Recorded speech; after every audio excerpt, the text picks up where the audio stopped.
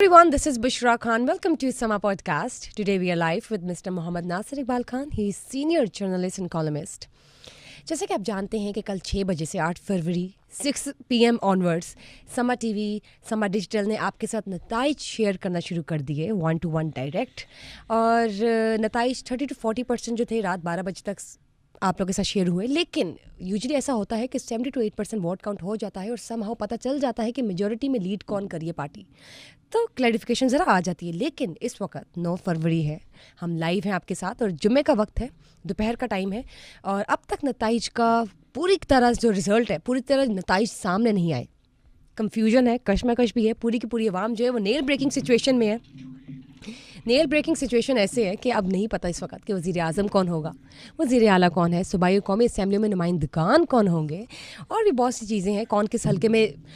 कल तो ऐसी सिचुएशन थी कि अगर एक हल्के में ख्वाजा साद रफ़ीक लीड ले रहे थे, लतीफ़ खोसा कुछ मार्जिन से पीछे थे, लेकिन फिर लतीफ़ खोसा लीड ले रहे थे तो ख्वाजा साद रफ़ीक, और फाइनली पता चला है कि जी लतीफ़ खोसा ने लीड ली है, जीत लिया है ख्वाजा साद रफ़ीक के मुकाबले में। और सबसे बड़ी बात ये है कि बड़े पढ़े लिखे अंदाज से एक ट्वीट किया ख्वाजा साद रफ़ीक ने, मुबारकबाद की, जिसके बारे में मैं जानूंगी सर से। आज़ाद उम्मीदवार 150 से ज़ायद है जो लीड कर रहे हैं, फिर PMNL है and then this is PPP, और भी बहुत सी बातें हम बाकी हल्कों की बात करेंगे, 117, 119 और भी बहुत कुछ है। तो सर शुरू करते हैं। सबसे पहले हम आज़ाद उम्मीदवारों से। इस दफ़ा 150 से ज़ायद आज़ाद उम्मीदवार हैं जो टॉप पे लीड कर रहे हैं, इनके बारे में बताइए क्या है माजरा। बिस्मिल्लाहिर्रहमानिर्रहीम। चूँकि एक तरफ बड़े बड़े लच्छेदार मंशूर थे और एक तरफ आज़ादी का नारा था, और जो एक कैद में बैठा शख्स है उसने कौम की आज़ादी का नारा लगाया हुआ है, तो उसके जो हमायत याफ्ता उम्मीदवार हैं, जो हम आज़ाद उम्मीदवार कहते हैं, वो बड़ी तादाद में उन्होंने कामयाबी हासिल की है। और मैं इस प्रोग्राम को क्रेडिट दूंगा कि हमने ये चीज़ें, बहुत सारी चीज़ें जो हमने यहाँ पे डिस्कस की थी, ऑलमोस्ट बिल्कुल वैसा ही हुआ है। हमने, जब आपको याद होगा, पे दर पे इमरान खान को सज़ाएँ सुनाई गई, बिल्कुल, तो हमने ये कहा था कि ये जो भी इनका कोई एडवाइज़र है इनको बंद गली में ले जा रहा है, और इन तमाम सज़ाओं का जो सियासी फ़ायदा होगा वो इमरान खान को होगा। और दूसरी हमने कहा था कि कई जो हैं उसमें बुर्ज उल्टेंगे, और ये इलेक्शन पहले इंतखाबात से बहुत मुख्तलिफ है। और जो भी हमने इस प्रोग्राम की वसातत से अपने नाज़रीन को अपने नाक़िस तज्ज़िये पेश किए, ऑलमोस्ट वैसा ही हुआ है। मजमूई तौर पर जो इलेक्शन है वो पुरअमन रहा, लेकिन इंतखाबी मुहिम के दौरान कुछ उम्मीदवार कत्ल हुए, खून के छींटे उड़ाए गए, और कोयटा के अंदर, बलूचिस्तान के अंदर इलेक्शन से पहले बिलखास सानियात भी हुए, बम धमाके हुए, उसमें कई कीमती जानों का ज़िया हुआ। लेकिन कल का जो दिन था मजमूई तौर पर एक पुरअमन दिन था, स्मूथली और अच्छा टर्न आउट रहा। नौजवानों का ख़ास तौर पर जो जोश व जज्बा था वो काबिल दीद था। और ये एक इस एतबार से इलेक्शन मुख्तलिफ था कि इसमें जो लोगों का ख़ास तौर पे वोट डालने के हवाले से रवैया था या रुझान था, वो पहले की निस्बत बहुत बेहतर था। मुझे इतलात मिली कि बाज़ जो हैं पोश आबादियाँ, उनके वोट दूर दराज पसमानदा आबादियों में शिफ्ट किए गए हैं, यानी उनके जो पोलिंग स्टेशन थे उनके जो कहना चाहिए लाइक डिफेंस के बहुत सारे अफराद ने मुझसे रब्ता किया कि हमारे वोट बहुत दूर दराज आबादियों में कन्वर्ट किए गए हैं। तो ये शायद कहीं माइंडसेट था, कहीं सोच ये थी इसके पस मंज़र में कि शायद ये लोग चूँकि अशराफिया हैं, ये वोट कास्ट करने इतनी दूर दराज ट्रैवल नहीं करेंगे, सफ़र नहीं करेंगे, और ख़वारीज से डरते हुए वोट कास्ट नहीं करेंगे। और उसके बावजूद लोग निकले हैं, बहुत ज़्यादा टर्नआउट था। आप देखिए कितना ज़्यादा टर्नआउट था। इसको एक मार्का समझते हुए इस इलेक्शन को अपना वोट कास्ट किया, और नताइज आपके सामने हैं। बहुत सारे जो बुर्ज हैं वो उलट गए हैं। शेखपुरा से मियाँ जवेल लतीफ़, बड़ा मजबूत नाम है, बड़ा अहम नाम था नून लीग का, वो हारे हैं। और उसके बाद शेख रोहिल असगर कई बार नाकाबिल शिकस्त रहे, इस दफ़ा उन्हें शिकस्त हुई। ख्वाजा साद रफ़ीक भी पिछले इलेक्शन में इमरान खान से चंद वोटों के फ़र्क से हारे थे, लेकिन फिर बाई इलेक्शन में वहाँ से दोबारा जीत गए हमायूं अख्तर ख़ान के मुकाबले में। इस बार उन्हें वाज़ेह शिकस्त हुई है। सरदार लतीफ़ खोसा वहाँ एक बिल्कुल हैं तो वो भी डिफेंस के रहायशी, लेकिन इस हल्के से इलेक्शन उन्होंने पहली दफ़ा कंटेस्ट किया है और अच्छे मार्जिन से जीते हैं।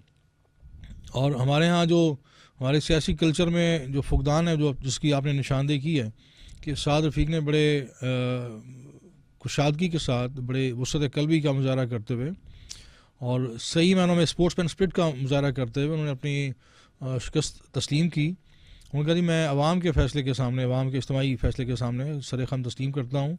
और उन्होंने सरदार लतीफ़ खोसा को मुबारकबाद दी।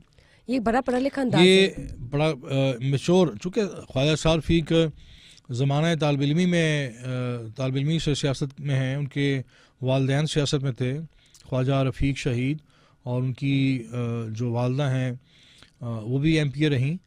और ये जो एक सियासी घराना है, इनफैक्ट उनको चूँकि वालिदैन से तरबियत मिली हुई है, फिर मुस्लिम स्टूडेंट फेडरेशन की उन्होंने सियासत की हुई है और बड़े एक ज़ीरक सियासतदान है और ये उनसे इसी किस्म के रवैये की उम्मीद की जा सकती है। और मैं समझता हूँ ये एक काबिल तकलीद सियासी रवैया है और तमाम पाकिस्तान के अंदर जो लोग जिन्हें शिकस्त हुई है उन्हें खुले दिल के साथ अपनी शिकस्त तस्लीम करनी चाहिए। ये कोई आखिरी इलेक्शन नहीं है, इसके बाद फिर इलेक्शन आएंगे। और लेकिन अगर हम इस मेचोरिटी का मुजाहरा करेंगे, इस सियासी दानाई का और वसअत क़ल्बी का मुजाहरा करेंगे, तो इससे एक ओवरऑल जो हमारी सियासत गाली बनी हुई है और सियासत का जो वक़ार है वो बहाल होगा। सियासत पर जो मैं समझता हूँ कि ऐसे लोग जो हैं सियासत से मुतनफ़र हैं, वो दोबारा सियासत में दिलचस्पी लेंगे। अगर पूरे पाकिस्तान में जिस तरह नताइज रोके गए हैं और वो ऐसे सियासतदान जो वाक़ईतन अगर सियासतदान हैं तो वो खुले दिल के साथ अपनी शिकस्त तस्लीम करें और इस जो डिलेइंग टैक्टिक्स हैं इनके ख़िलाफ़ आवाज़ उठाएं। बदकिस्मती है, अभी मेरी आज सुबह बात हो रही थी पाकिस्तान के साबिक़ चीफ जस्टिस मियाँ साकिब निसार साहब से और उन्होंने आज की सूरत हाल पर मुझसे गुफ्तगू की और उनका कहना था कि मेरे दौर में मैंने ये यकीनी बनाया कि नताइज में ताख़ीर ना हो। तो ये जो नताइज में ताख़ीर है, ज़ाहिर है इसमें फिर बहुत सारे इब्हाम पैदा होते हैं, ओहाम पैदा होते हैं, लोग चहमगोइयाँ करते हैं, उंगलियाँ उठती हैं और एक फिर से एक बेयकीनी पैदा होती है और मजमूई तौर पर जो इंतखाबात की साख है वो बदकिस्मती से राख का ढेर बन जाती है। और ये इलेक्शन कमीशन का मैं समझता हूँ 5 साल बाद या जब भी उन्होंने आ जाके इलेक्शन करवाने होते हैं, अगर वो अपना निज़ाम इतना बेहतर, इतना फ़ाल नहीं बना सकते तो मैं समझता हूँ तो फिर ये उनका इस मनसब पर रहना और 5 साल मराहत इंजॉय करना वो एक सवालिया निशान है। अगर आप 5 साल बाद आपने डिलीवर करना है, आपकी कारकर्दगी का जो पैमाना तो यही है कि हर 5 साल बाद आपने इंतखाबात का इनेकाद करना है, तो अगर वो स्मूथ नहीं होता, उसमें अगर नताइज, असल बात नताइज की है, वोटिंग ठीक है आपने उसको मेक श्योर किया, लेकिन बात तो सारी नताइज की है। पूरी कौम की नज़रें होती हैं, लोग शब बेदारी करते हैं, जागते हैं कि हमारे पसंदीदा उम्मीदवार का नतीजा क्या आता है, हमारी फेवरेट जमात कहाँ खड़ी है। और इतनी ज़्यादा ताख़ीर बज़ात ख़ुद बहुत बड़ा एक मुअम्मा है, एक सवालिया निशान है और एक अदम एतमाद है। आपको याद होगा कि पिछले दिनों इन इलेक्शन से पहले इंतखाबी इस्लाहात की बात तो हर दौर में होती है और ये प्रपोज़ल थी कि आप बायोमेट्रिक सिस्टम, जिस तरह एक ख़ुदकार मशीन भारत के अंदर इंतखाबी निज़ाम मौजूद है, जी तो वो जो है जो मशीनों पर आप अपना थंब लगाते हैं और एक इलेक्ट्रिक वोटिंग मशीन के थ्रू आप इंतखाबात का इनेकाद यकीनी बनाएं ताकि ये जो धांधली का और झुलू का शोर उठता है वो ना उठे। लेकिन बदकिस्मती ये है कि इलेक्शन कमीशन फिर बुरी तरह नाकाम रहा है, क्योंकि जब इलेक्शन के नताइज में ताख़ीर होगी तो फिर बातें बनेंगी। नहीं बननी, इतनी ताकीर नहीं होनी चाहिए। आप बिल्कुल ठीक कह रहे। देखिए, अब तक नताइज ही नहीं आए, जी। अभी तक इतनी कंफ्यूजन, ये नहीं पता कि वज़ीर आला कौन हो सकता है। कोई पार्टी निकल के सामने फ्रंट पे आ ही नहीं रही एज अ कि लीड मेजोरिटी उन्होंने विन किया हो और उसमें से कब कोई मुबारकबाद दी जा रही हो एक दूसरे को। वरना रात 12 बजे तक इलेक्शंस के दिन ही मुबारकबाद भी एक दूसरे को दे दी जाती है और पता चल जाता है, क्लैरिफिकेशन आ जाती है कि वज़ीर आला कौन है, वज़ीर आज़म कौन है, सूबाई और कौमी असम्बली में नुमाइंदगान कौन होंगे। लेकिन सर आप ये देखें, आज़ाद उम्मीदवार 150 से ज़ायद है। अब आप मुझे ये बताएं कि वो भी एक अलग राउंड ही उसको हम कह देते हैं कि अभी उनका भी पता चलेगा कि क्या उनका वो बनता है। तो आपको क्या लगता है कि आज़ाद उम्मीदवार जो है वो क्या पार्टी बनाएंगे या क्या हो सकता है? देखिए, ये पहली बात मैं ये अर्ज़ करूँ, हमारी जो रियासत और सियासत है वो इन इंतखाबात के नताइज में जो ताख़ीर है उसकी बड़ी भारी कीमत चुकाती है।